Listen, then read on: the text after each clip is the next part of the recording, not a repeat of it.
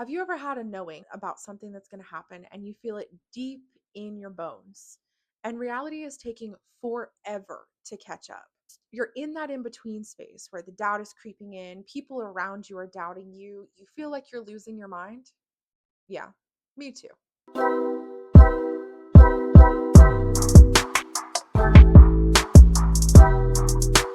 Hey, and welcome to my channel. I'm Mary, and this is The Inner Knowing, a channel where we realistically talk about what it's like to be a deep feeler, have intuitive inner knowings, and be sensitive in a world that's not always so kind. There is no mental torture like that in between period of knowing something's going to happen and waiting for it to come into your reality. In this in between, you start doubting yourself. Your brain starts playing every scenario. It won't let go of things, whether it's something good or bad, whether you're excited or you're scared.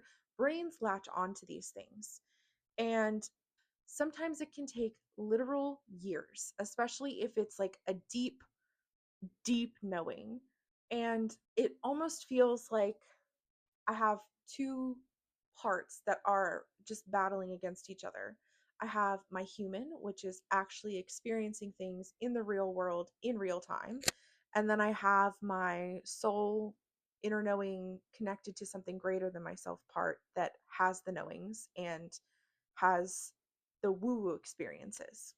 This part is not experiencing the human stuff in real time. And I feel like there's a disconnect because it doesn't understand that the human, aka my brain and me in this vessel, have to it has to move through these things slowly in real time. And so like that disconnect, that dissonance is torture because it's like, well, I know, right? But I also have to like move through so much doubt and so much outside noise telling me that I'm wrong. And I have lost touch with myself more times than I can count in this space. This is the space that causes me the most anxiety, causes me the most inner turbulence, causes me the most self doubt, the most mental health issues.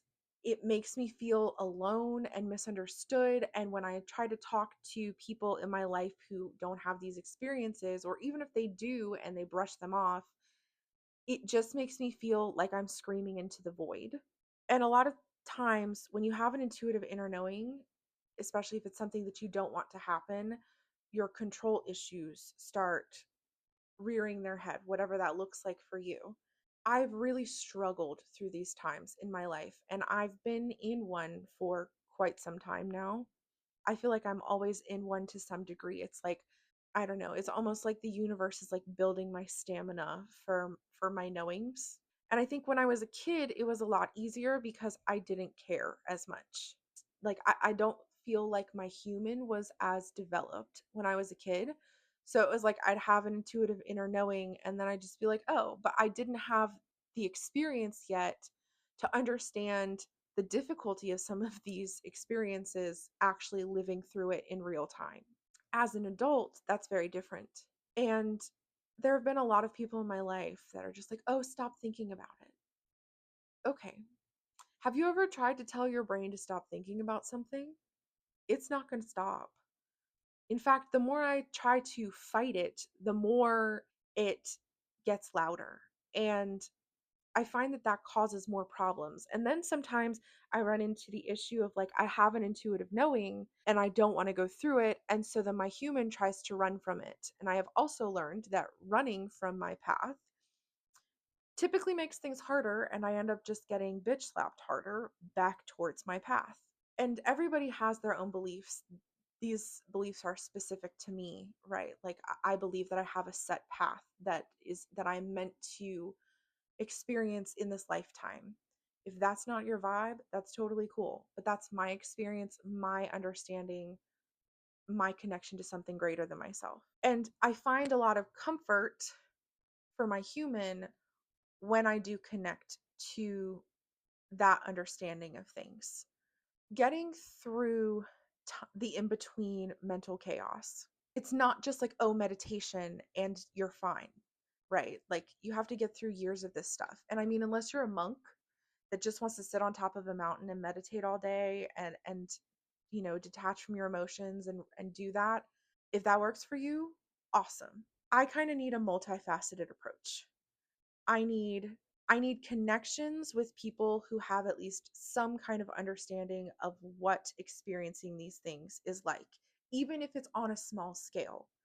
My friends have these experiences at least to some degree, and they can understand it in in a way that makes me feel less alone.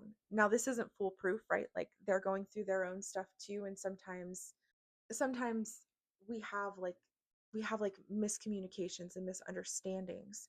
But the biggest thing that's helped me is forming social connections with people who have some of these experiences themselves.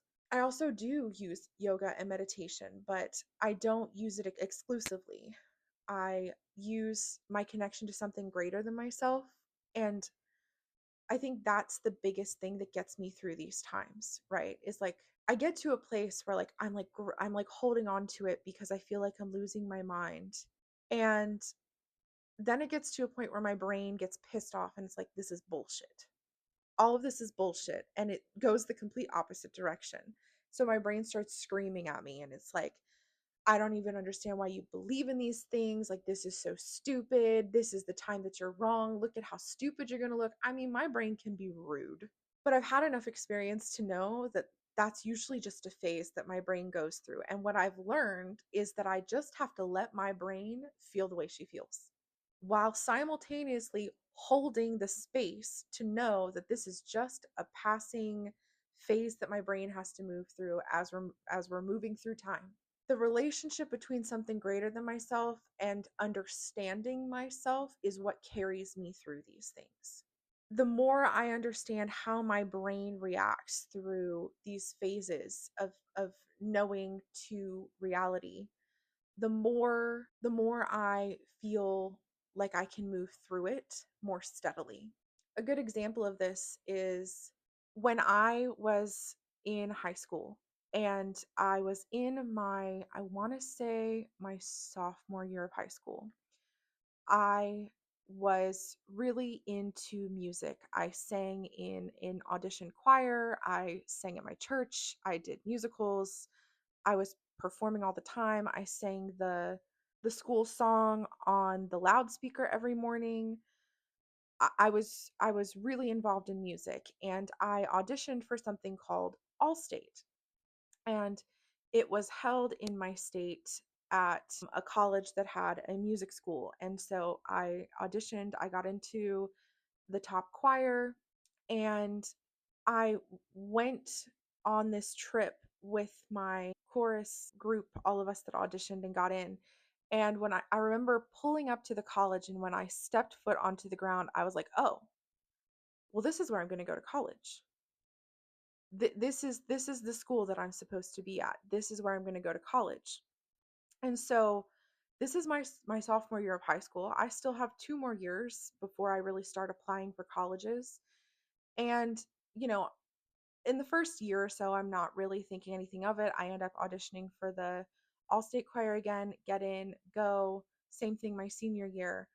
But my senior year is different because now we're actually actively in the process of like looking at schools and where I'm going. And my my parents are pushing me for all of these different schools, and I'm like, no, this is the school that I'm going to, and I only wanted to apply to that school. But my dad is like, well, what if you don't get in there? Like, what if it doesn't work out? What are you going to do then? And so he's like wanting me to apply to all these other schools that I have no interest in because I know this is the school that I'm supposed to be at.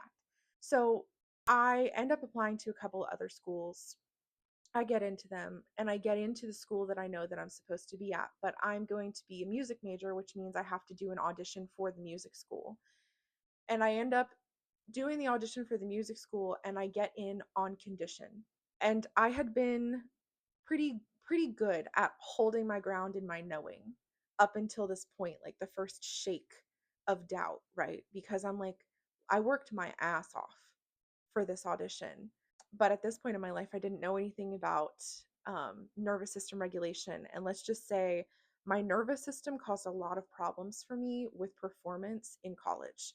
And my first clue was when I auditioned. So I end up getting in on condition and I'm like freaking out. I'm like, maybe I'm not supposed to be at this school. I don't know. My dad is like, you need to be, it doesn't really sound like they want you there. You need to be looking at other schools, looking at other options. And I'm like, no, this is the school that I'm going to. But then I end up like signing the paperwork to go to that school, and it comes time for like the financial aid stuff to come in and all of that stuff, and there was some kind of big hiccup with that, where it was like I was waiting for like some loans to come in and some scholarships, and things were looking dicey, and like only parts of them were coming in, and I wasn't sure if I was going to actually get to go to this school. And I remember like it was like a week out from move-in day and I'm still having issues with my like financial aid.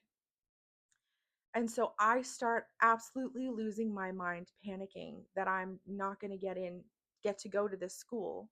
And I'm doubting everything that I know. I'm doubting everything that I feel. Everybody around me is telling me, I told you should have looked at other options. Like, I'm feeling like I'm crazy. And literally the day before we move in, everything falls into place. Everything falls into place. I'm fine. I can move in. I can start my college experience. Everything just zips into place. But it's like I had this like 2 year hurdle to get through for my human to experience, that was it was challenging on me mentally, because it's like, well, I know I'm supposed to be here, but like all of these hurdles keep happening and I'm doubting whether I'm right about this. But at the end of the day, I went to that school. I graduated from that school. I have a music degree. Do I use it? No, but I have it. But like those, especially being that young and that unsure, I learned so much about myself in that experience of being at that college. I grew so much as a person. It was hard, but it was worth it. And moving through the doubt and from the knowing to it happening in reality was challenging. And at that point, I didn't have the tools to help me move through it more smoothly, to reconnect to my knowing.